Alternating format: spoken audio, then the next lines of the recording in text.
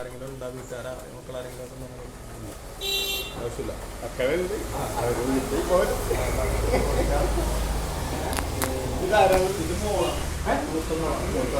അന്ന് ചോദിക്കൊന്നും എഴുതി ആയിരത്തോടൊന്നും എത്തിയിട്ടില്ല. അപ്പൊ എനിക്ക് തോന്നി ഇപ്പൊ വേണ്ടല്ലോ. അന്ന് വന്ന വീട്ടുകാർക്ക് തന്നെ മനസ്സിലായി.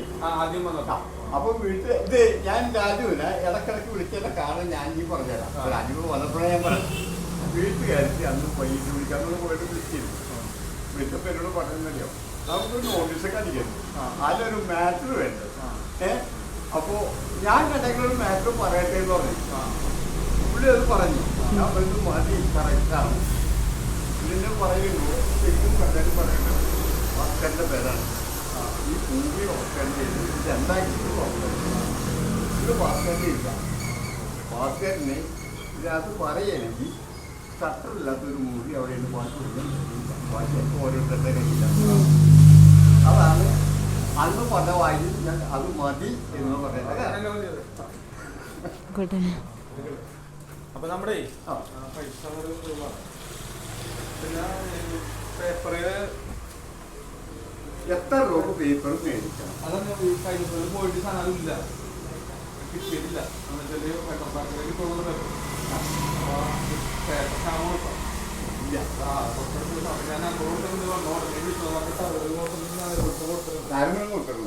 എന്തെങ്കിലും ആരംഭത്തിൽ സാധാരണ ആരും പിടിച്ചു വെക്കുന്ന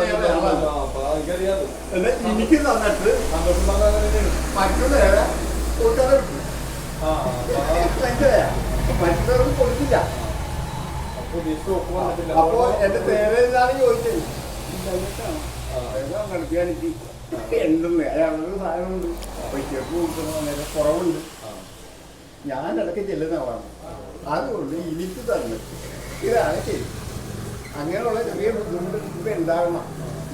അപ്പൊ നമ്മളിപ്പോ വന്നതും വാക്കാൻ പറയണ കാര്യം ഒരു മൊബൈലിൽ എടുക്കുന്നുണ്ട്. എടുത്തോ?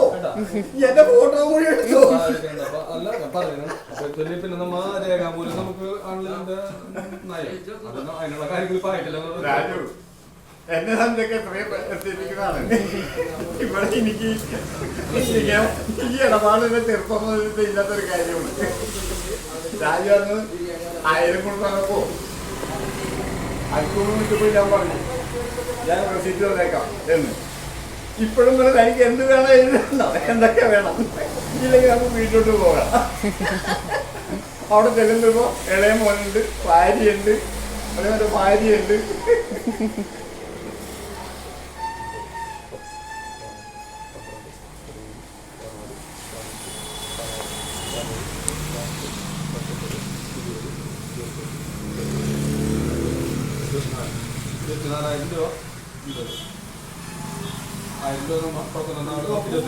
അത് ഞാൻ അന്ന് പറഞ്ഞല്ല, ഇത് എനിക്കുള്ളതല്ല.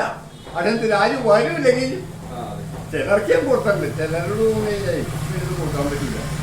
അങ്ങനെയും ചെയ്തിട്ടുണ്ട്.